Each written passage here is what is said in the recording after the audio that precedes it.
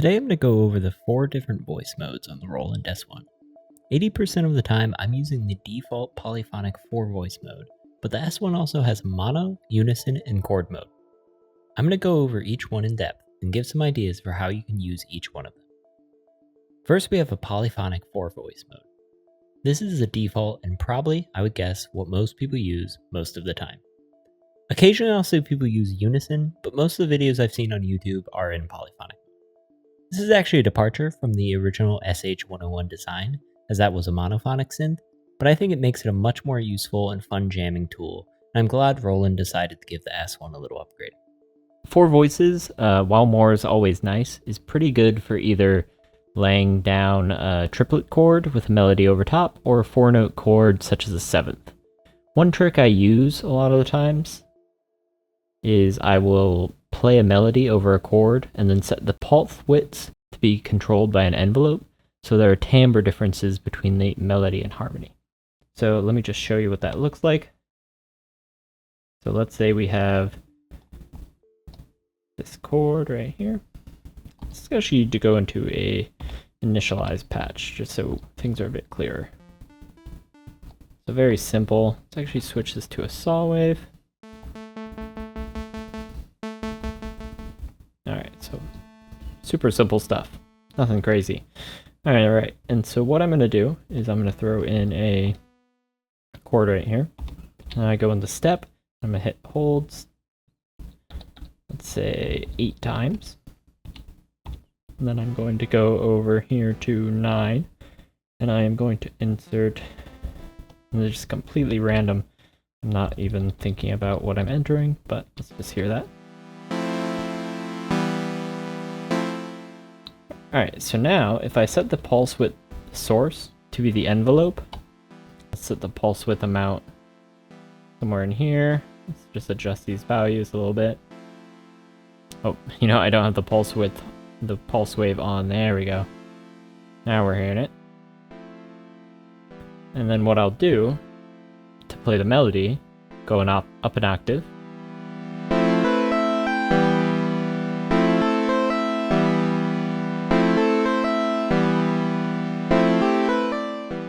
And so, I don't know how easily you can tell what's going on here, but basically I have that, this chord. You know, I accidentally made this a 7th. Let me just remove that real quick. So I would have been voice stealing from that. But so we have this triplet chord on the bottom, the harmony, and then this melody note playing over. And so basically I'm maximizing the kind of tonal differences I can get between my harmony and my melody by setting that pulse width source to the envelope. Because the envelope on the melody is actually much faster than the one on the harmony. That's just a little trick I use often. But as you can see, I have a triplet chord kind of laying down, and then you could kind of do whatever you want on top of that. You could throw on a arpeggio.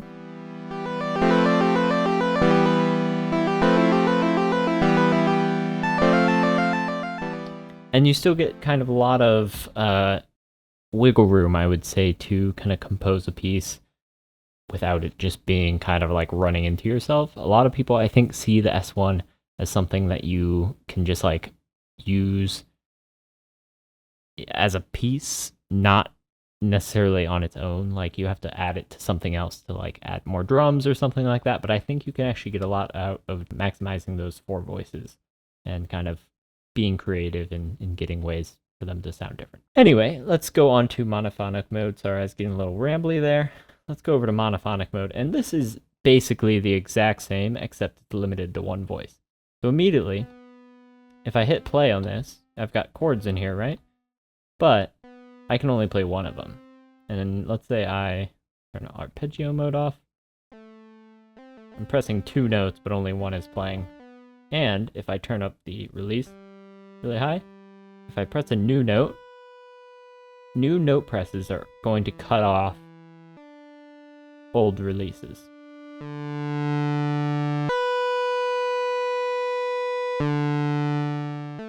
And sometimes that's what you want. If you really want to recreate SH-101 patches, this is what you should have your mode in. This is Unison.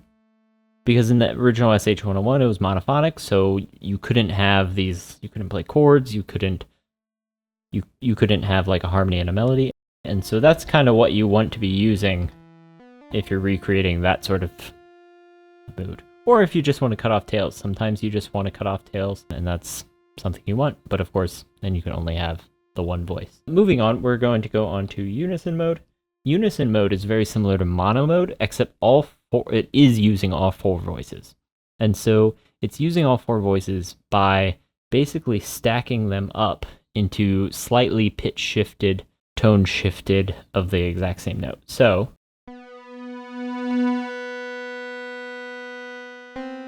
let's just hold that actually. And so you can kind of hear, you have that wobble. That wobble is caused when you have very similar but slightly different waves, frequency waves, bumping into each other. And that gives kind of a thickness, or what oftentimes people consider like a fat sort of sound. And this can be used for any sort of sound. It can be used for pads, it can be used for percussives, basses, anything like that, anything where you want it to be more impactful and thick, but you also can only use the one voice, or the one note rather. So it's effectively a mono mode as well, even though you're technically playing different pitches. And so yeah, I will use this probably second most to poly.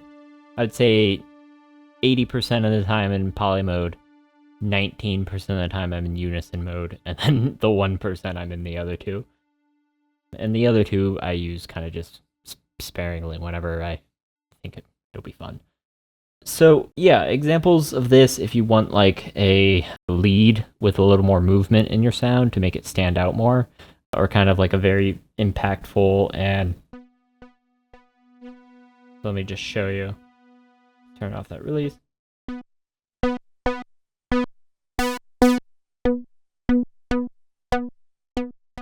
So let's just actually play that a bunch of times. Just replace this.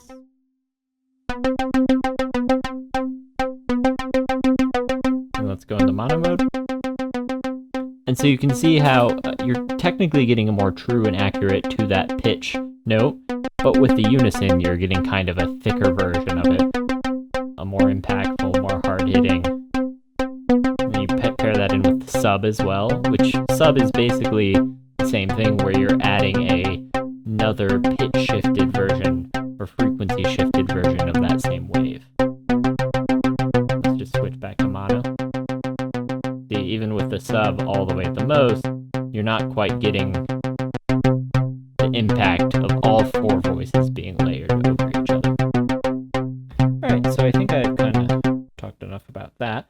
Finally, we have chord mode, and I think this is the most complicated and sort of like least understood, and probably the least used. I don't know, if you use chord mode a lot, I'd love to hear about it. I use chord mode when I'm jamming. I never use it for like, if I'm trying to write a piece of music or a song or a track. I almost never use chord mode in that way. Sometimes if I like play around and then I'm like, oh, I really like that chord progression, I will then turn it into a poly chord progression, which I'll show you how to do in a moment. Basically, there's a handful of settings that I think people don't fully understand. So if we open up chord mode by hitting enter, you have this, which is a V, and I know it's almost impossible to read. It's probably one of my least favorite menu items to read on the S1. But this is a V, a 2, and then SW, which stands for voice to switch. And then we also have voice to key, and I think it's either switch or shift or semitones. I can't remember. It's one of those. And basically you have this same setting, voice 3, voice 3, voice 4, voice 4. So it's the exact same setting, just repeated 3 times. And so what the switch command does is turn on or off that interval, basically. So you're given 4 notes, the root note that whatever you're touching, and then you are basically playing more notes in just one key press. And so you define the intervals. So let's say I want this to have, let's turn this on, and then this is a 12-step interval. So 12 semitones higher than whatever root note you're playing.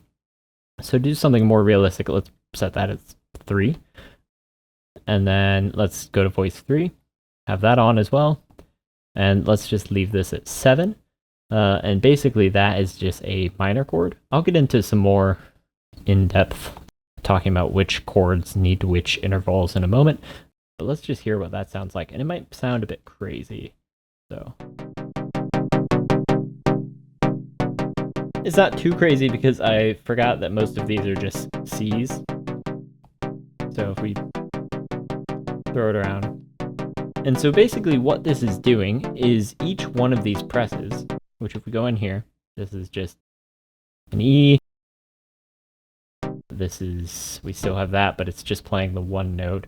And so as you can see, it's just playing one of those notes that you actually have programmed in here, the first note.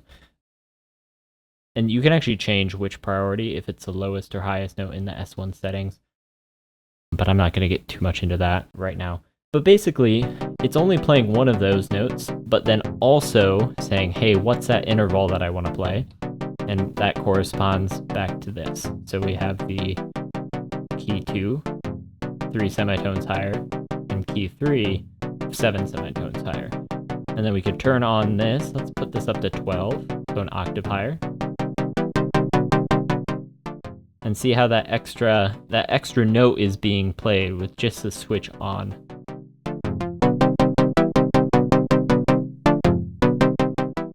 Turn that back off real quick. And yeah, hopefully that makes sense. The order actually doesn't matter in terms of which V2, V3. You could put 12 first, 7 second, 3 last. It doesn't really matter. All that matters is the intervals that you set because it's all relative to the root note. And so basically you have options between -12 and 12. And I think I turned this off. There we go.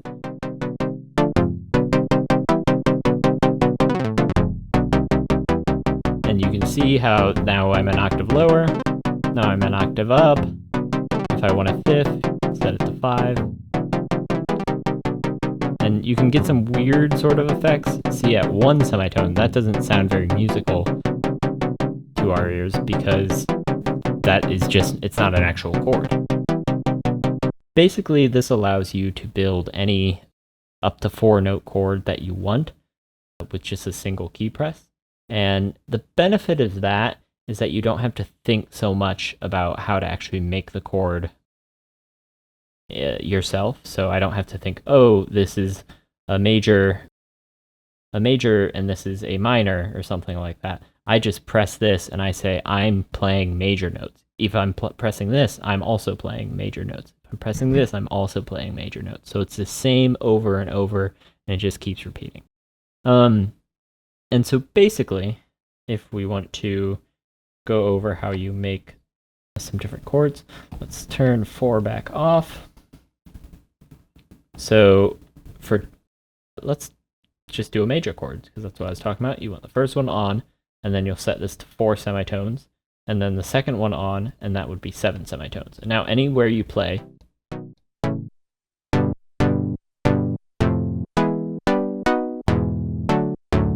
you're playing a major chord, no matter where you are. Because what it's doing is you're pressing this note, and then it says, hey, 4 semitones, 1, 2, 3, 4, right here.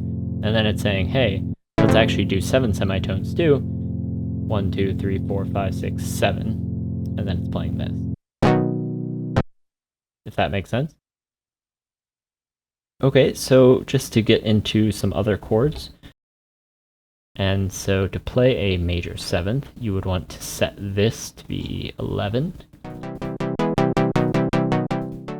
And you can see how that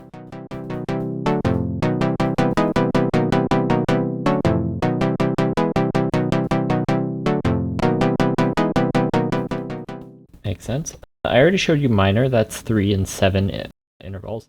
And these are all publicly available. This isn't S1 specific, these semitones. If you don't have a lot of music theory knowledge, that might not be so obvious, but you can like find these online. This isn't, forbidden knowledge I'm sharing or anything. So let's do a minor seventh as well. And you always have to remember you have to click enter back into the chord mode. So that minor seventh, you want to do a 3, and then that will stay as 7. And then for the fourth one, you will actually set that as 10. Let me just make sure I have that on. There we go.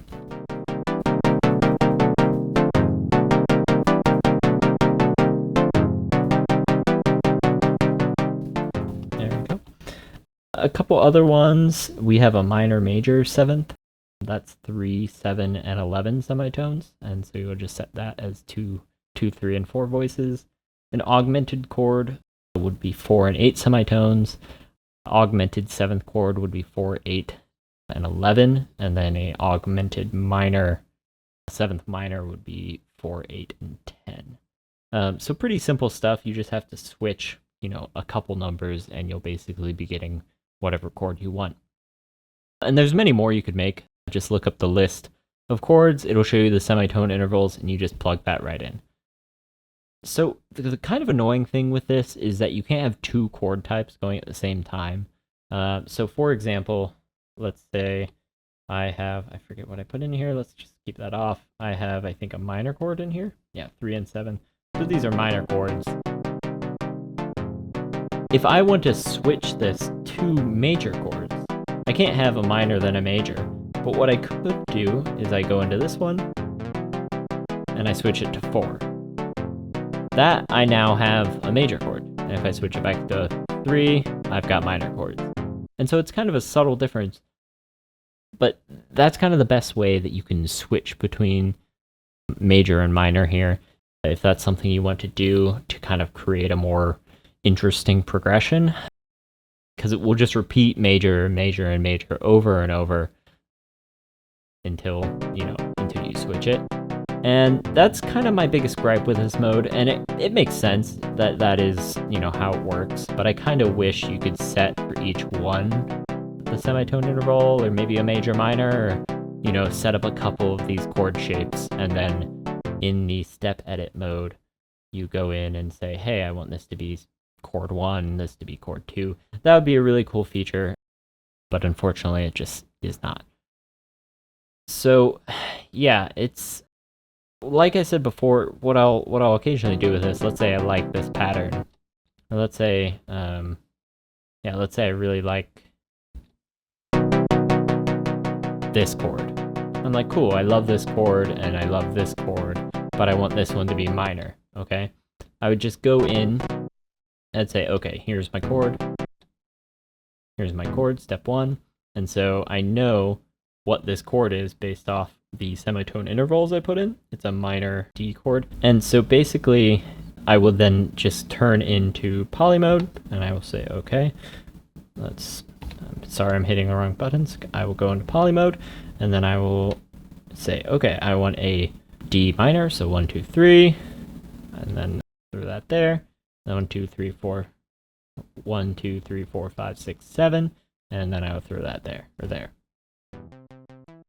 And so you can now hear that chord that I just recreated in poly.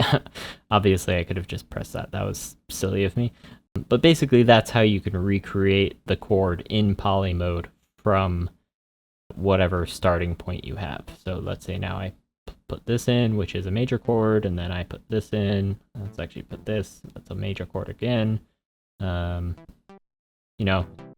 so now I'm inserting the chords that I kind of learned and like the feel of from the chord mode. So sorry if that was a bit rambly. Chord mode, it's kind of useful, sometimes not very useful. If you find it really useful, I'd love to hear. If I'm missing like some better way to interact with it, I'd love to hear about it. Like I said, I mostly will use it for jamming. I hope this was an informative tutorial. I really appreciate you watching. If you like my videos and want to support me, as well as get extra videos, early access to things, a sheet full of my patches, please consider joining my Patreon. I'm going to be actually doing an extended version of this video where I basically do chord mode jamming. and we'll be kind of demoing a few ideas that I really like to use specifically with Chord Mode when I'm jamming, just to make it, a bit more fun and easy as I'm playing around. So thank you so much for watching. I appreciate all of you.